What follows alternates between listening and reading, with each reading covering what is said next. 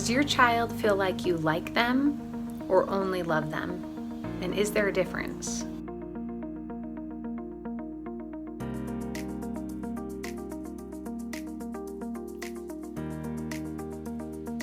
As parents, we naturally love our children. It's a deep biological bond that forms the cornerstone of our family relationships.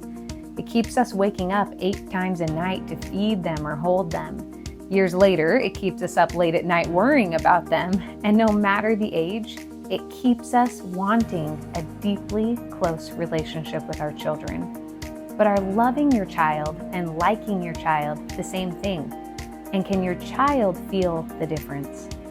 So understanding this difference between loving and liking your child is crucial for their mental, emotional, and even physical well-being and development. So what is the difference between loving and liking? Jane Austen once wrote, "There are few people whom I really love, and still fewer of whom I think well." This statement reflects the fact that you can love a person and not like them at the same time.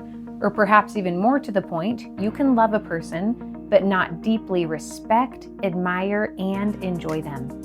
Think of this with your own child, whether he or she is 3, 13, or 30. Do you love your child, but not think well of him or her? How would your child answer that question, judging how they think you feel about them? Love is the unyielding affection and care we provide to our children. It's rooted in our biological and familial connections. It's a profound, often instinctive feeling that comes with the territory of being a parent. You would do anything to protect and nurture your child, wouldn't you? And this love is vital for their sense of security and self-worth. Liking, on the other hand, is about appreciating and enjoying your child's unique personality, behaviors, opinions, and interests. It's about respecting and valuing their perspective and their contribution to you, to your family, to the world at large. Liking centers around building a positive, affirming relationship where your child feels valued not just for being your child, but for who they are as an individual. Do you see the difference there? Your child doesn't just want to feel loved because they're yours. They want to feel liked because they are them. When children feel that they are loved but not liked, they can experience a range of emotional challenges. They might sense that your affection is obligatory rather than genuine appreciation for their unique self. This can lead to a lot of things. Number 1 is insecurity. Feeling like they must constantly prove their worth to be genuinely liked. For example, a child who only feels loved might overachieve in school or extracurricular activities in a desperate bid for validation. They may seek compliments. They might be afraid of making mistakes. They care a lot about what friends and peers think of them, and they might struggle to be authentic in their relationships. Does this sound like your child? Number 2 is low self-esteem. So another challenge of feeling loved but not liked is low self-esteem. If your child feels only loved based on biological connection but not liked for who they are, they may fall into the trap of believing that they are not good enough or that they are inherently unlikable. So this might manifest in a lot of different ways. It might manifest in a child who avoids social interactions or new experiences because they're afraid of rejection. They may struggle to make friends or avoid meeting new people. Interactions with other people might actually be really stressful for them because they only feel like they can show one side of themselves to be accepted, so they don't want to get too close to people. The fact is, all of us have multiple sides, light and dark. A child that doesn't feel liked will mentally and emotionally separate themselves, their physical traits, their personality, their individual attributes into 2 categories, their good side and their bad side. Then they'll consciously or often unconsciously try to keep their bad sides hidden because they don't want to show people something that they think is bad. So they try to only show people what they define as their good sides. Does this sound familiar? So this leads to challenges in building healthy and fulfilling friendships when they're young, and struggling to create healthy intimacy as they grow older? Do you see your child in this? Number 3 is emotional distancing. So another challenge a child who may feel loved but not truly liked will experience is emotional distancing. This distancing is a lack of true connection. It leads to strained relationships and communication gaps. So conscious parents can see when their child puts up a wall to them. If you can't see that in your child, odds are that you have put up so many walls to your child that you can't see theirs. And that right there might be the source of your challenge. However, if you can see your child putting up walls to you, that is called emotional distancing. Essentially, because your child does not feel truly liked, respected, valued, accepted, they protect themselves from feeling rejected by just trying to shut you out. So this might look like a toddler who becomes defiant or uncommunicative, or an 11-year-old who sets their jaw, crosses their arms, and gives you that look. You know the look I'm talking about. The look that says, I'm standing here listening to you because I have to, but I'm only thinking about the moment I get to walk away. Or this might show up as a teenager who shuts down and avoids sharing their thoughts and feelings with you. Or one who gets into drugs and alcohol as a coping mechanism.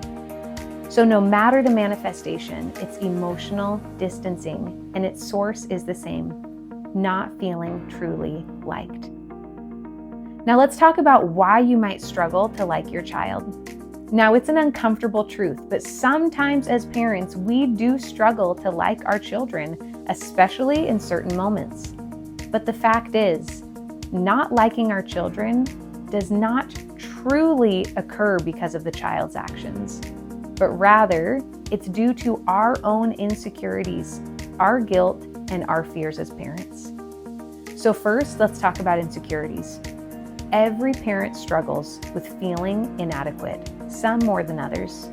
Certain actions and behaviors in our children may trigger that fear, so we put up walls to protect ourselves. Your child's behavior, achievements, or lack thereof might also remind you of your own perceived failures or shortcomings. For example, if your child excels in areas where you struggle, it might bring up feelings of inadequacy.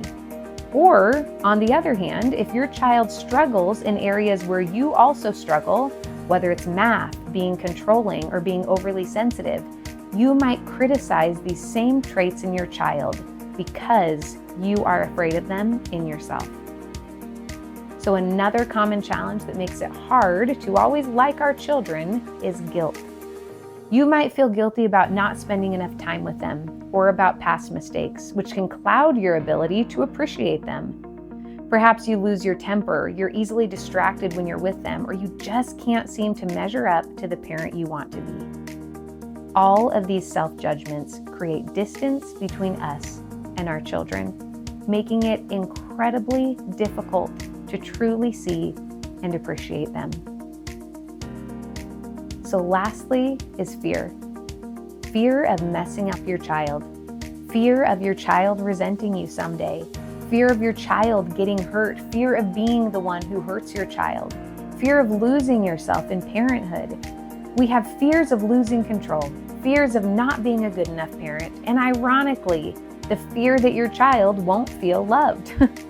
The list goes on and on. These fears create barriers to fully enjoying and engaging with your child. Fear of what other people might think of you might lead you to being overly critical or controlling. Fear of them resenting you someday may cause you to push them away to avoid that pain, or it may cause you to overindulge them in a way that is ultimately harmful for them. The point is, it's our own issues as parents that get between us and our children. And even though that is a hard pill to swallow, this also means that we have the power to change it. So how can you bridge that gap? To nurture a relationship where your child feels both liked and loved, consider these 5 strategies. Number 1, spend quality time. Engage in activities that your child enjoys. Show interest in their hobbies and listen attentively when they are talking to you. Whether it's drawing, playing basketball, writing, practicing an instrument, going hiking, Spend the time for the sole purpose of being together and getting to know your child, distraction-free. Number 2, positive affirmation. Regularly express appreciation for your child's unique qualities and efforts, no matter how small. If your child shows kindness to a sibling or a friend, acknowledge it and help them see the gift that their empathy is. If your child does the dishes, thank them for the act of service, even if the job was not done to your standard. Thank them just the same. Yes, there might be still room for teaching here, but start with gratitude for their efforts, recognizing their contribution. Number 3, empathy and understanding.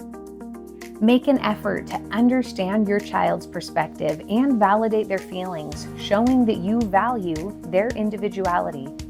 For instance, if your child is upset about a disagreement with a friend, listen without judgment and help them by simply being there while they share and process. Number 4, be present. Be emotionally and physically present. Sometimes undivided attention is the best way to show that you genuinely like and enjoy your child. Think about it. When was the last time that you truly gave your child 100% of your attention? Put away distractions like your phone and really focus on your child during family meals, alone time in the car, or bedtime routine. Just give them that undivided attention regularly. Number 5, self-reflection. Address your own insecurities, your own guilt and fears. Do the self-work, just like the work that we walk you through at the Love Lab Institute, to remove those walls that you built between you and your child. Understanding your own emotional triggers can help you respond way more positively and constructively to your child, and they will feel both loved and liked. True parental love encompasses both liking and loving your child. It's about fostering an environment where your child feels cherished for who they are, beyond just the biological bond of love. This approach really does help build a strong, healthy, and emotionally secure relationship. So, reflect on your relationship with your child. Ask yourself, do they feel liked by me? And then take the steps today to ensure that your child feels not only your love as a parent, but also your genuine liking for them as another human being. By doing so, you provide them with a foundation of confidence, security, and true emotional connection. Remember, real love is both liking and loving your child. So check out the programs that we offer at the Love Lab Institute to help you create the kind of relationship that you deeply want with your child. The kind of relationship where they feel truly liked and loved. You both deserve it.